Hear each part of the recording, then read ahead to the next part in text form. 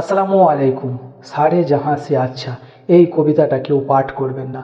পাঠ করলে আপনি মুসলমান থাকবেন কি সেটা জানি না, তবে ইমানও নষ্ট হয়ে যাবে। যেই দেশে 3 থেকে 6 বছরের শিশুর সামনে মাকে ধর্ষণ করে, এই ধর্ষণকারীরা আবার সেই 3 থেকে 6 বছরের মেয়েটাকে কাছাড় মেরে মেরে ফেলে।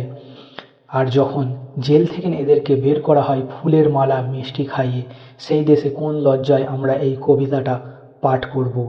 এইগুলো হওয়ার কারণ হলো বাংলাদেশ, পাকিস্তান, আফগানিস্তান।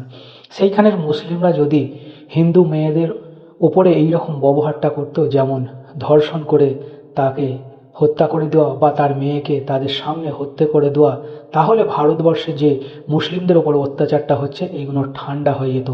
আজ তারা করছে না বলেই দিনের পর দিন ভারতে মুসলিমদের ওপর অত্যাচার হয়েই যাচ্ছে।